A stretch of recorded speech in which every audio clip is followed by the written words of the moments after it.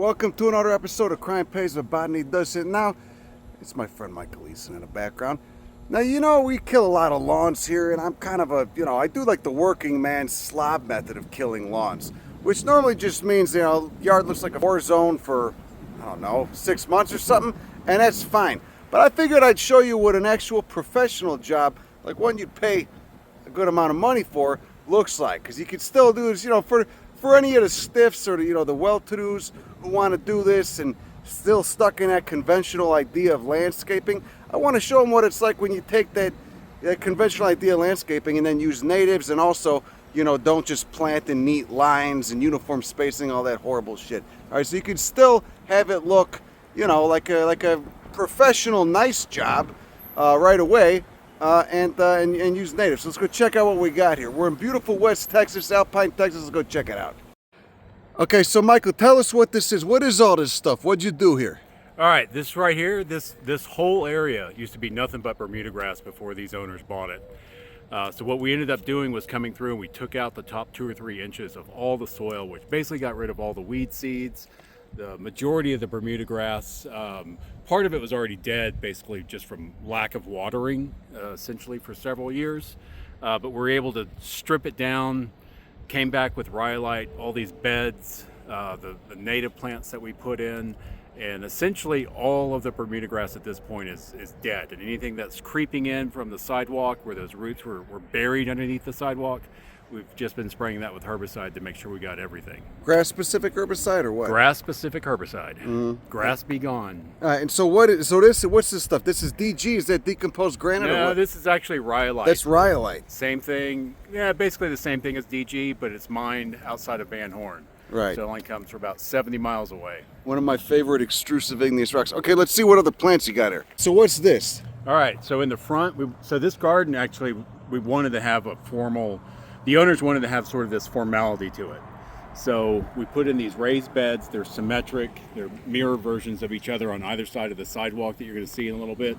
But here in the front, we did 2 species essentially, Apache plume and this Artemisia here, this sand sage. And so it's sort of this repetition that goes all along the front. And if you notice, we actually dropped down about 4 inches, dug that out, cobbled it, so that way when the water does come through here, it hits this, falls in, and the rhyolite doesn't sort of erode out. Oh, so you made like a little catchment right here in these.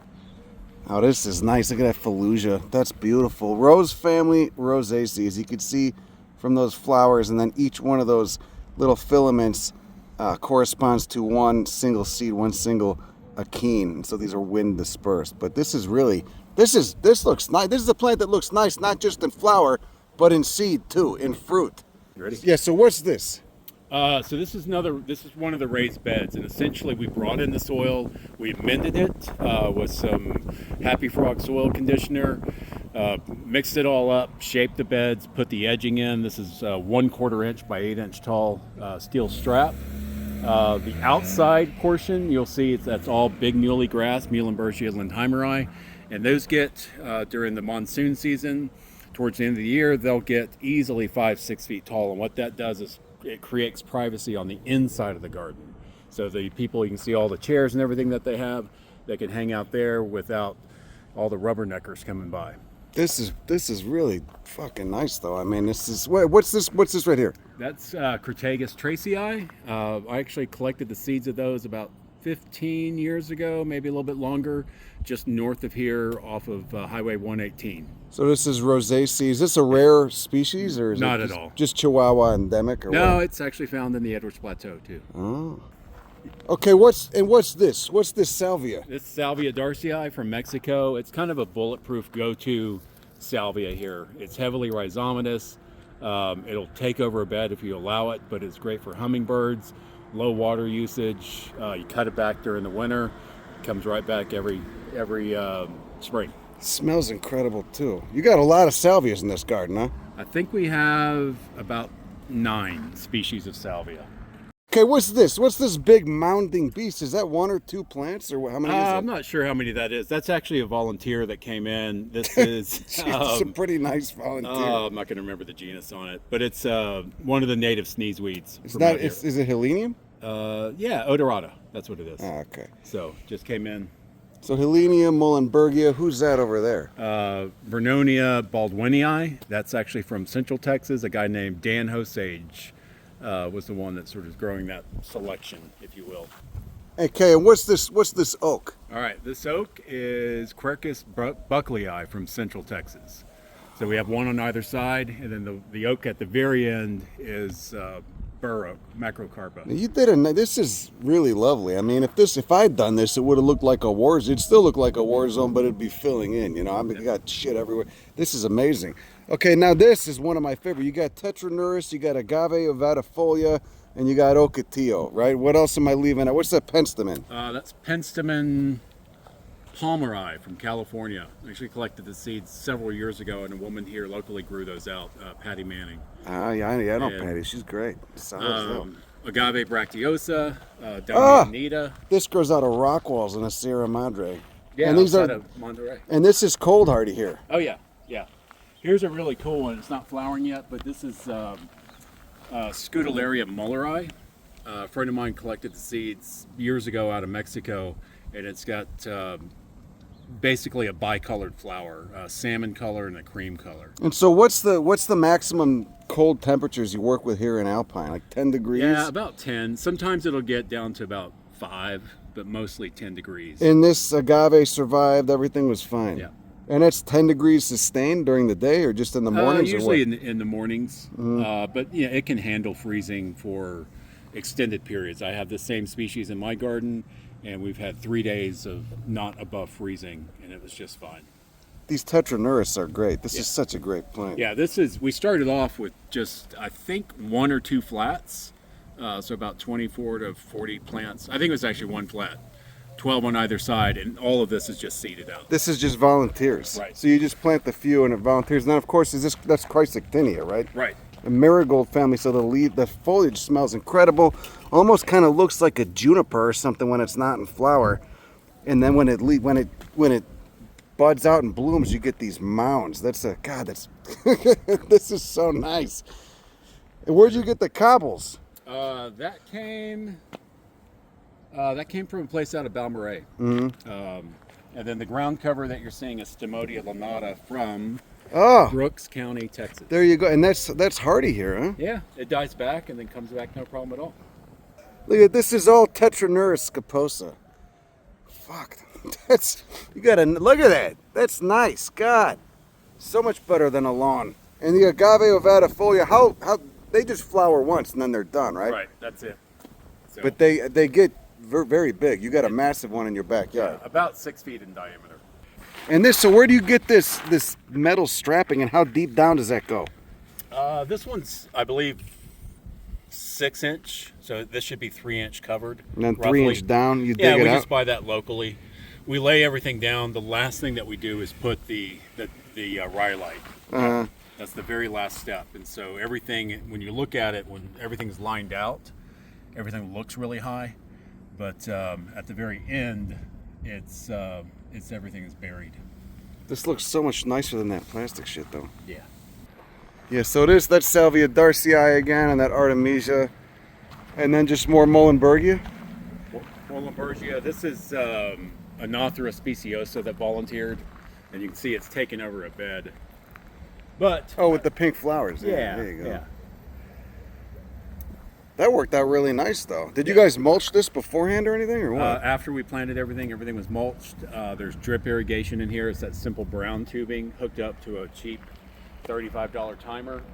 I tell people that you don't need to spend $10,000 on an irrigation system using native plants because in 2 years they're set. You don't need it. You don't need it. You just need the irrigation to get them set up. What's this? Salvia gregii. Jesus. This whole thing is No, Salvia. it's Salvia gregii. Jesus is on. This is you got dermatophyllum, the mezcal beans. These grow kind of slow, huh? Yeah, these actually are doing pretty well. Like I said, we mixed in the Happy Frog soil conditioner. The owners are really, really good about coming out and doing a foliar feed once a week on the whole garden. So that's why things here look so well. We've got skeleton leaf goldeneye. Sydney attenuifolia. That thing is a beast. I'm surprised this can tolerate cold temps of 10 degrees in the morning. That's a Tacoma stands that was collected outside of Fort Davis, Point of Rocks. What's Forelsia is this? This thing's nice. Look at that. Yeah, this is. Some people call it lobata. When I keyed it out, it is angustifolia variety oblongifolia. Yeah, it's this Forelsia. It's good enough. Yeah. Who's that? What's this Bouvardia right there? Bouvardia.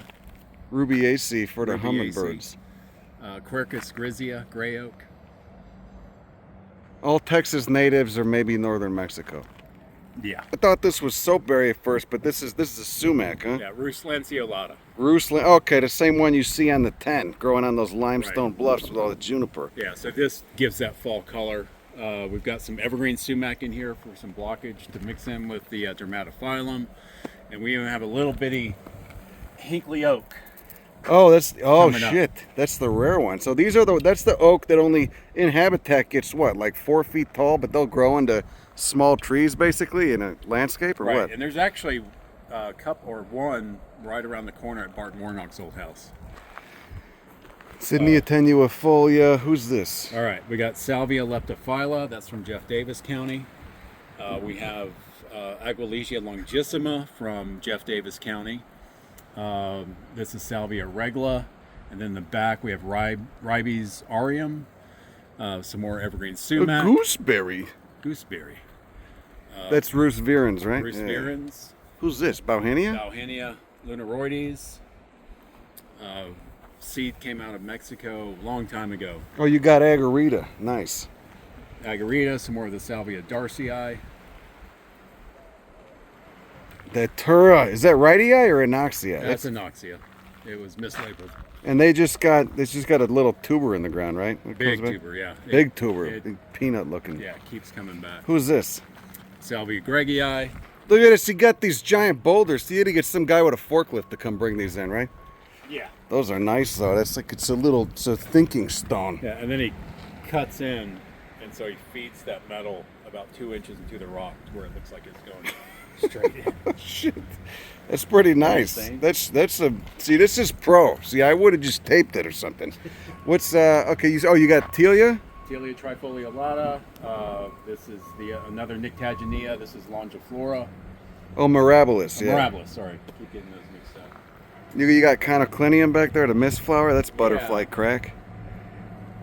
And all this is all Salvia gregii. Look at that red flower, hummer pollinated, just forming a shrub. In the desert, I've never seen them that big. You'll see mounds of them, but here, I mean, all this stuff, the natives can survive going without water. They're definitely going to, once established, but they're definitely going to do better if you could put a little bit of irrigation on, turn on once a week. All right, what's this? Desert honeysuckle, the pink one. These came out of Presidio County. Anisacanthus purpurus. Oh God, it smells good as hell. Jesus Christ, such crazy flowers too. Yeah. Acanthaceae. Right behind it, another Telia. So Rutaceae family. So that's for the swallowtails.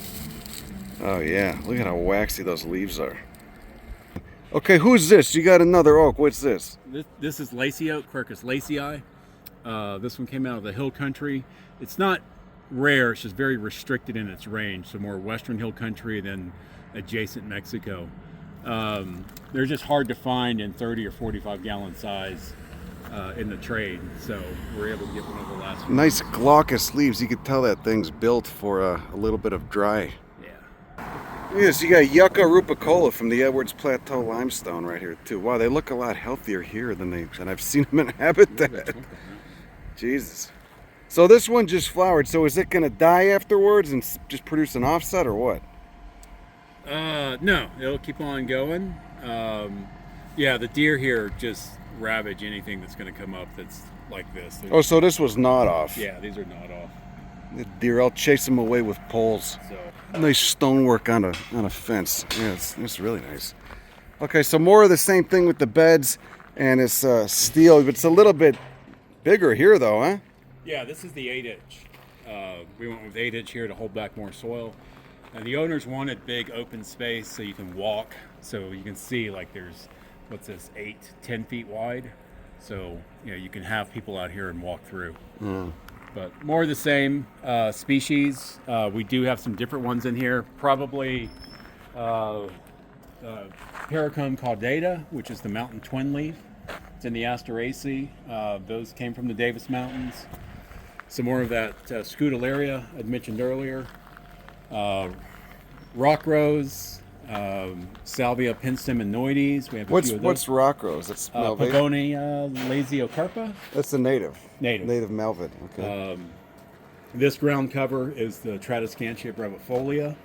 Where's that from? That's from the Davis Mountains.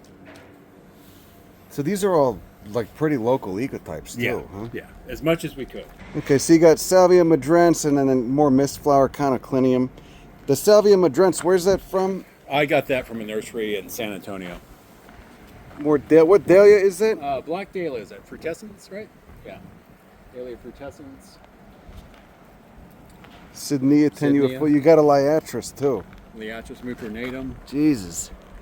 Did this thing bloom last year? How long's it been in there? I don't think it bloomed last year. It was installed last summer. Blazing star. That thing's fucking amazing. Wow. Acer grandentatum. Big tooth maple. Okay, so you got this nice shade structure and you got 3 vines on it, right? What do you got? Hop trees. So the owners, they do brew beer, so we thought it'd be hop vine, not tree. So it'd be fun to grow those. I picked those up in San Antonio. Native wisteria, and we also have Bignonia capreolata, which is the cross vine. And the idea, you can see these were just planted last year as 5 gallons. So by the end of last year, they were already to the top, and you can see how far they've actually started growing this year. So the idea is for them to have basically a green cover instead of using metal and having to deal with runoff. You got tubes in the ground right here or what? Yeah, irrigation, just drip irrigation that goes around this, the brown tubing. We hooked that up to, there's a water supply somewhere around here that we have it hooked up to. Like the native wisteria. Why does no one plant the native one? They plant the invasive one. This is from East Texas. God, look at those pea flowers. That's beautiful. Yeah, the light's kind of shit right now, but you could see Salvia farinacea. It's another Central Texas limestone lover. This normally grows in like on the edges of dry washes and stuff, or where do you find it? Just about any Central Texas roadside. It likes a little bit of disturbance, gravelly, rocky soil. You often see it in overgrazed pastures, but so the cattle don't like it, huh? no. Isostegia obedient plant. Virginiana. So a lot of the plants that you're seeing back here are going to be slightly different than what we planted in the front, just because of the deer issue here. Because the deer run this town and they know you can't shoot them. Yeah. Oh yeah, Vacolinia. Rosa variety angustifolia from the Chizos. Rosaceae. Another, and it's an evergreen, and so the idea was to plant it on this side, over here in the corner, to give some blockage up against this house. How tall will this guy get? 15, 20 feet easy. So this is, you finished this what, like a year and a half ago? Not even? A year ago? About a year ago, yeah. Wow. Yeah, I remember when you were working on it. Jesus. So this is not even as big as it's going to get. This is just 1 year of growth. A lot of this stuff's really going to fill in. Yeah, so you got a almost crassifolia, you got a cedar elm too, huh? Yeah, this one, again, this came from a grower in Central Texas. Not too many people use this, but it's a really nice tree. This is just kind of a smaller bed that we put together.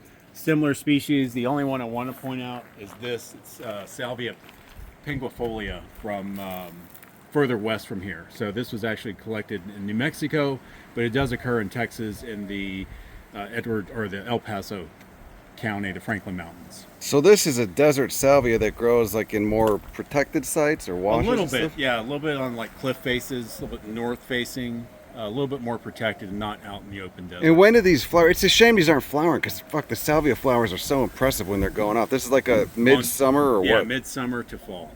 Yeah, come back in midsummer. Oh, we also have some.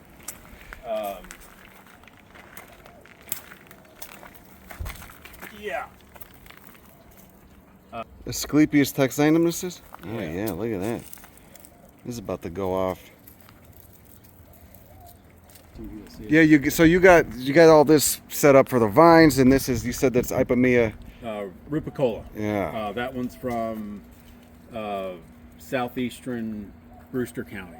There's So, God, there's so much diversity here, and a lot of this stuff is kind of rare. Like a lot of you got actually quite a few rare plants here. rare plants, but mostly like rare in the nursery trade. So dealing with like local growers, Patty Manning, this guy named Martin Simonton over in East Texas, and then finding those like special plants at some of the local nurseries. Okay, so this is a pro job, okay? You don't got to feel compelled to do this. I just want to put ideas out there for you, okay? So if you knock over a Brinks truck or something, get a wild hair up your ass, get enough money to do something like this, you can do it, you know? And also just for people, because I've done all the lowbrow slob gardens, you know, and there's nothing wrong with that. I love it because it looks great, you know, in 6 months to a year.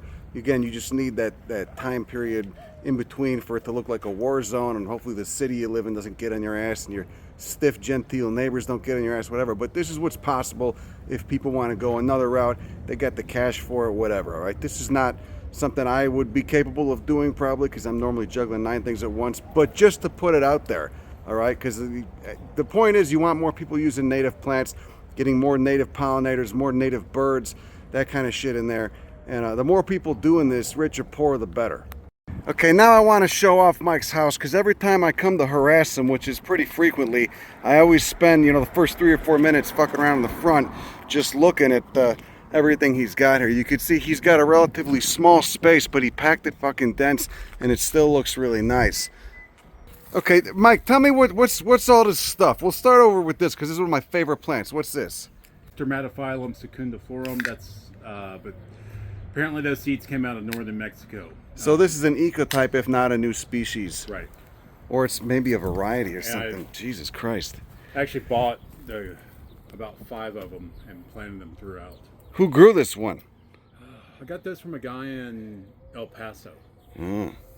Got a nice red bud behind it. Yep, Mexican redbud, Cercis canadensis mexicana. Okay, this is where my dogs like this shit, so just gotta make sure there's no turds in my. Okay, so what's this? What's all this stuff? All Let's right. start. So, but let's take a step back. When I first bought this house, it was all Bermuda grass and weeds, and it was so bad. I just told people, you turn on the street, and I'm the 3rd crack house on the right. So it was just a fucked up yard. Oh yeah. So we started bringing in some boulders. Actually, the first plant I planted was this juniper flaccida over here. I'll show you in a minute. Oh Hidden yeah. back over there. That's the one in Big Bend. Yeah, this guy named Dan Hosage used to grow those. We've got over here on this little mound. This is one of Dan Hosage's weeping redbuds, the Traveler. We have a hop tree back here, Tacoma stands, Yucca pallida. Ooh, Melon-podium. Was this just a volunteer? I have planted those, but that's just a volunteer. What'd you do? Just threw seed down there, or what? No, they were 4 inchers, but then they just seed out. Okay, so volunteers. What yucca is that? Pallida, you said? Pallida, Quercus vasiana. So that's kind of that for this. There's a Matelia reticulata hidden in here too. Well, oh no shit. That's a little fungus gnat pollinated one. I just saw that. Where'd you get these rocks from? Just slowly brought them home, or what? Actually, the biggest ones came from my neighbor. When we started working on this project, he basically said he didn't want it anymore, so we just rolled them down the hill. But basically everything else came from the roadside. This is that Artemisia again? What is it? Artemisia fallifera, I believe. Senna, what's a zenii? Oh my God, look, you got that agave bracteosa. It's huge. Jesus.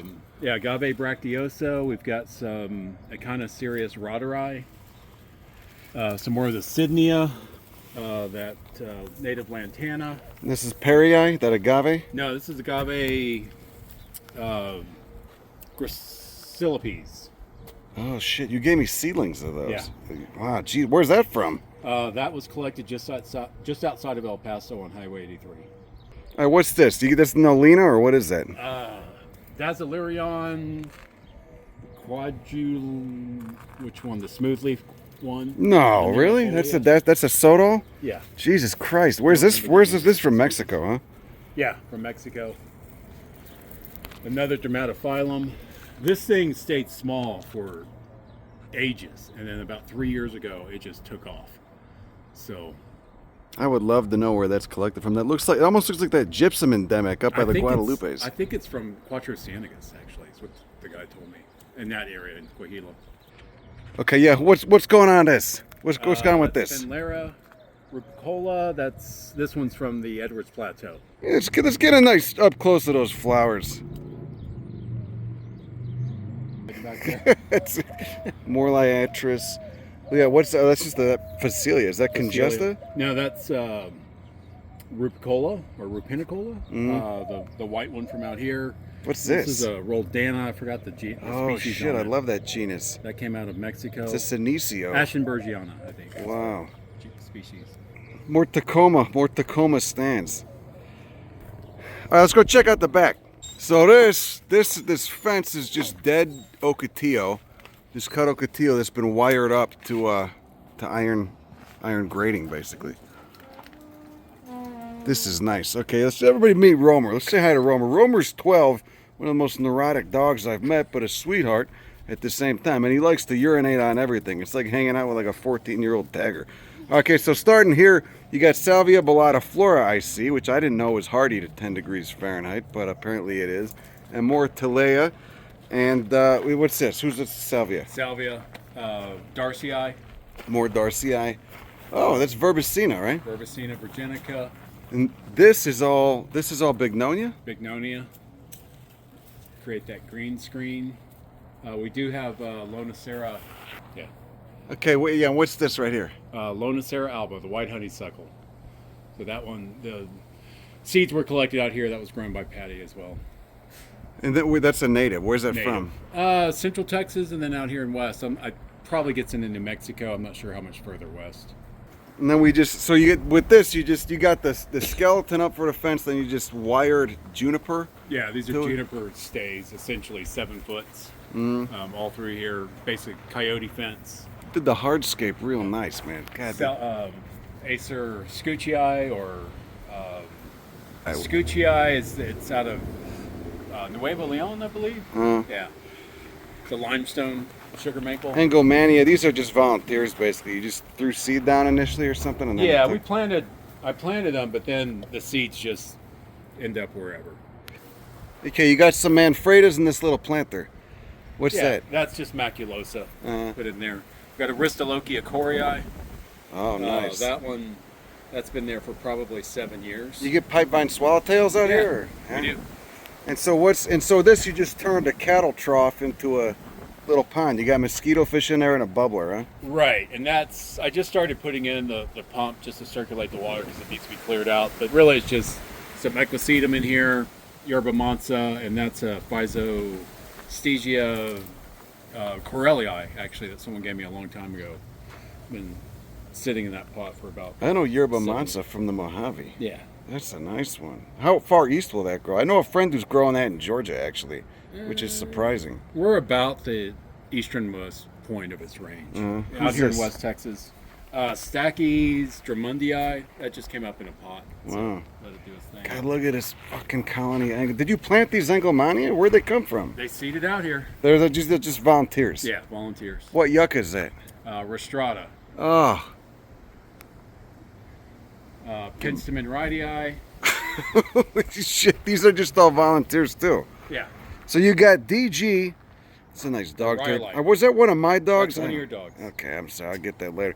So this is all, you got DG, no fucking weed fabric, right? No weed fabric. Weed fabric's terrible. Don't fucking use weed fabric. How deep does the DG go? About 4 inches. 4 inches deep. Okay, and you do that, the deeper you make it, the less likely you are to have more stuff coming up, or what? Right. It'll keep out like a lot of the weaker weeds that need to get past that, because basically when you lay it down and after a few waters or when it rains, all the fine material migrates down and it is incredibly hard.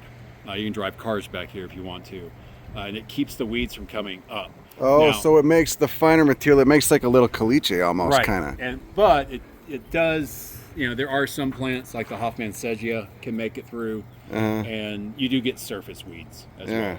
So. But these, I mean, did you initially have a couple planted there, or what did you do? They were actually in the bed, so I planted them in really nice garden soil. Yeah. And then they didn't like that. So they said, fuck this, it's not hard enough for us. We like that igneous. God, this is really fucking nice, man. This is unbelievable. How long do these live for? Generally, they're short-lived perennials, probably 2 to 3 years, but they seed out so readily. once you Yeah, have I them in was your gonna garden. say each plant probably produces a few thousand seeds. Oh yeah, yeah. God, I love Engum. This is one of my favorite Texas wildflowers, Engelmania. How long do these live for? This is a relative of Actually, silphium. no, these are pretty long-lived. Some of these, I know that one next to the tank, and there's one over here that's been here for at least 5 years. These are long-lived herbaceous perennials. Yeah. Top dies, roots stay alive, pops back up. Really deep tap roots. So that's the coffee tree. That's Gymnocladus. That's the Kentucky coffee tree. What made you want to plant that? It's a fucking badass legume. What else we got here? Yeah, what's this? What's all this? This is that fall aster, that common one that's in the trade. Just does that really nice fall sort of deep blue color. Symphyotrichum? Symphyotrichum oblongifolium maybe, or something like that. And what's this? What's this showy bastard? All right, this is another one of Dan Hosage's gifts to me. This is young snowbill, so Styrax plantanifolius variety Youngier. He gave me this about 8 years ago as a 1 gallon. This is a rare plant. Yeah. Yeah, it's native to here in West Texas, Jeff Davis County, and apparently maybe a couple spots in northern Mexico. Over here we've got Berberis or Mahonia swayzii, the hill country endemic. Oh, I just saw this one. Yeah, that's a fucking beautiful So plant. nice evergreen. It's not as pokey as the agarita, so it's kind of nice to have around. Yeah, I just saw that in situ. Do those berries turn red or what? Yeah, they'll turn red. Supposedly you can eat them. Yeah. Oh, this is not. I didn't even know you had one of these. American smoke tree, Cotinus abavetus. Where'd you get this? Again, Dan Hosage. And he's not growing anymore. No, he's starting to grow a little bit more, but I got these before, or that one right before he closed down, and right behind it some thalictrum that he grew. God, this is such a great plant. Anacardiaceae, the mango family, the poison oak family. It's kind of rare. Really rare. It only grows on limestone and habitat, right? Yeah, and it can be kind of locally common, but you've got to be in that exact spot. You're not going to see one here and then see another one 5 miles away. You know if the seeds are easy to germinate or not, or what? I've heard they're pretty difficult, but I've never tried it. Okay, now we got this showy bastard. This is your agave avatifolia. How old is this? This was probably planted in 2015 or 2016 as a 10 gallon. Wow. Yeah.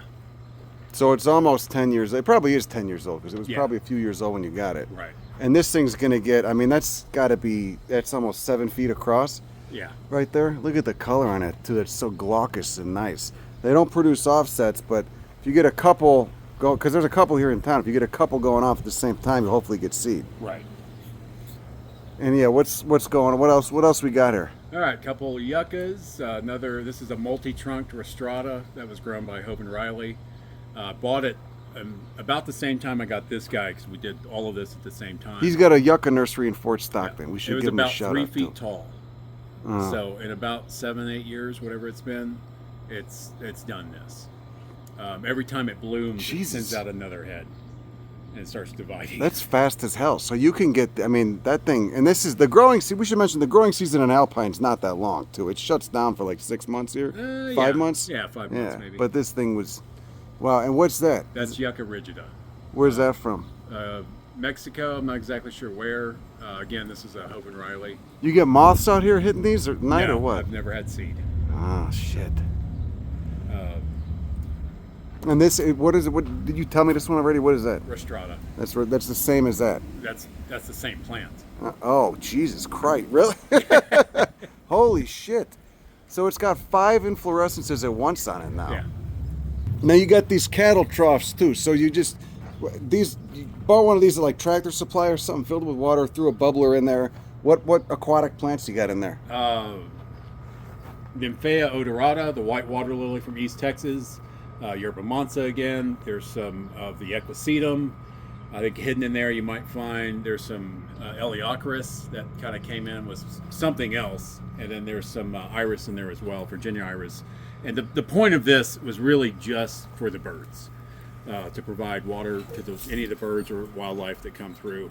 And remarkably, I've got some cameras set up. We've seen skunks, foxes, raccoons, One time before I built the gate, we even had javelina.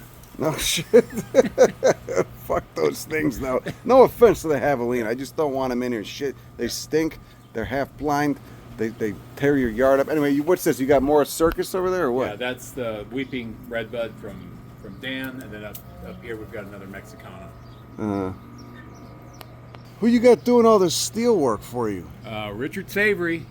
He can do everything. That's Arizona grape. That came from Presidio County. Some more of the Bignonia. Those are the two main vines here. I do have a small native wisteria, like I used at the other place. There's a passion flower, the passion Passiflora incarnata, which is just getting started, coming up. So that will actually be eaten down later by the Gulf fritillaries. And you got irrigation on this too. It's that brown tubing, holes every 18 inches or something? Yeah, it's like 1 gallon per hour. I think it's put on 1 foot or 1.5 foot centers. It's a simple timer. The tubing costs maybe $200 for a 150 foot or 200 foot roll. You just lay that out, put a Wi-Fi timer on it, and you can control it from anywhere. It's and then nice. if you hit an area where you don't want it to water, you got to put in the blank tubing. Yeah, put in a blank so you're not watering too much. Yeah. Oh yeah, what's this? A couple things here. This right here is Clematis texensis. Actually, I totally forgot about this. I was in this pot with that columbine and this Tradescantia gigantea, and when I turned the water back on last year, when I was gone a lot, it just kind of came back, luckily. This is the best it's ever done. Back in this corner, this mesquite was here, a giant, about 40 or 50 feet tall, I would imagine. I would like to cut some of it down because it does scare me. Oh, if it comes down one day or what? Yeah. Yeah, they're sturdy. Buckeye, red buckeye. So this is out of Montgomery County. A friend of mine grew those, Martin Simonton. And the crazy thing with these guys, so in their natural habitat, native habitat, like Central Texas, East Texas, they drop their leaves in the summer. But here they keep their leaves. And I think that might just be due to like the cooler, perhaps the cooler summers we have, the wetter summers. And we should mention, when we say cooler summers, we're talking on a Texas spectrum. It's still hot as fuck, but it's not. Well, I mean, in the 80s. Yeah, okay, not yeah, the right. But you 100s. can get 90 degree days here, yeah. Yeah, but if we have a good monsoon, we're good. Some Calicarpin here, Mexican buckeye, Ignatia in the back. When's rainy season here? It's always like summer. Like you rarely get rain in spring, right? Spring's a Right. crispy season here. Right. Typically, July is when it's supposed to start. In my time out here, I've seen it as early as June. But then we have years where we don't have any. Yeah. So this is Jesus. I fucking love this plant. You know, this won't grow for me in South Texas. It's just too hot. This is more like a mountain species. We're at what, like 4,000 feet here? Right. Yeah. God, it loves it though. It's happy as a pig and shit right here. That's amazing. Look, yeah, there's the trunk on that Yucca rostrata. Jesus. Thought it's so nice. Your yard's such a sanctuary. I'm gonna just move in. Whenever you leave, I'm just gonna start squatting in your backyard. Let's talk about this Vernonia. We got to talk about this because this is one of the coolest plants, and so few people know about it. Vernonia larsenii. Where'd you get? Is this seed from Sanderson or where? Seed from Sanderson. Dan Hosage actually grew those out. I'm actually growing those at San Antonio right now. Was the seed hard to germinate or No, what? not at all. Very easy to germinate. Look at that. It's a Vernonia that's just built for the desert. Narrower leaves, less surface area, and just covered in wool. Just covered in hairs. Look at how canescent that is. Right? Reducing the evapotranspiration of moisture from the stomata, reflecting some light, keeping the leaf temperatures down. And then this looks incredible when it goes off. I mean, just huge pink, corymbs of Asteraceae flowers. How tall does this get? About, what, 4 feet? About, 4 or 5 feet. Why is why are not more people growing this? I don't know. Very few people are growing it. Maybe they just don't know about it. But it's a great landscape plant, great for arid environments. And you can collect seed roadside just east of Sanderson. Yeah. Yeah, okay, what's this? You called it silver ponyfoot. I don't know what that's. What is it? That's a Dichondra argentea, but this actually, I haven't keyed them out, but someone told me it might actually be a species from further south, either Mexico or South America. But we do have a silver ponyfoot that looks just like this here in West Texas. But it's a nice ground cover. Nice ground cover. When you give it irrigation, it'll carpet this area, keeps the weeds down. And what's this Manfreda you got back here? That's Manfreda variegata. That actually came out of cultivation. You notice it's got sort of more of the mahogany flowers. Yeah. The ones in the wild that I've seen down in South Texas have all yellow. So this one has never produced any This seed shit whatsoever. pollinates that thing. Look how long those filaments are. Yeah, it's What got a- this shit is pollinated? Is that a bat or something or what? Bat or a big moth. And golden ball lead tree. Kelsey said she kind of hates these because they just pop up everywhere. What's your opinion on them? They're cool native, Well, but I can tell you, I didn't plant this one. really, it's just volunteered. Yeah, I volunteered from the tree over in the corner. So don't plant one unless you want 3 or 4 popping up. But they're nice though, huh? I mean, Yeah, they're it's- nice. You got to weed them out. But this one actually suffered a lot of wind damage, so I just had to cut off a bunch of branches about a month ago. This is nice. This is rooted into the ground, huh? Yeah. What opuntia is that? Oh, Is that just Ficus indica? no, what, Elisiana, the spineless prickly pear? Wow. Yeah, it started off with just a couple of pads and two or three pads high, and it's grown over the years. I keep cutting it back. And since I've been traveling so much over the past couple of years, it just kind of exploded, especially when it got rooted into the ground. You can see it busted out. But the great thing is, if you can film in on this, somebody carved a little note in there for you. Tardifolia is real. I thought it was going to be like a picture of a dong or something. Who did that? Who did that? Philip Schultze. Oh man, this is nice. Yeah, you got that ground cover, that convolvulaceae, nice Phoralcia, Phacelia is reseeding. Hemia salicifolia. Oh yeah, Hemia salicita. That's the supposedly psychoactive one. Yeah, that's You from make South into Texas. a tea. And so this, but you got irrigation on this, I right? do have irrigation, a drip line that runs through here. But this one's from South Texas. Normally I cut it back every year. This year I didn't. And so I'm wondering how big it's going to get. I got one in my yard. That's great. You don't get fertile seed off just one. Can they self? Do you know? Or I don't think I've got fertile seed off this. And this is that Vernonia baldwinii again, which, and this is just, I mean, this is just half as big as it gets. It gets upwards of 6 feet tall. You said? Yeah, 5-6 feet.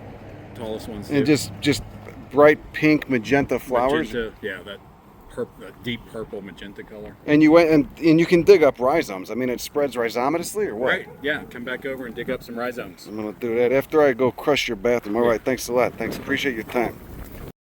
Oh, yeah, look at you in your little hole. Yeah, you think you're so cute? Huh? Yeah, why don't you come out of there, eh? Come out of there, you filthy fuck, huh? Poke your head out your little hole, huh? Oh, God, I love Xylocopa. Oh, yeah.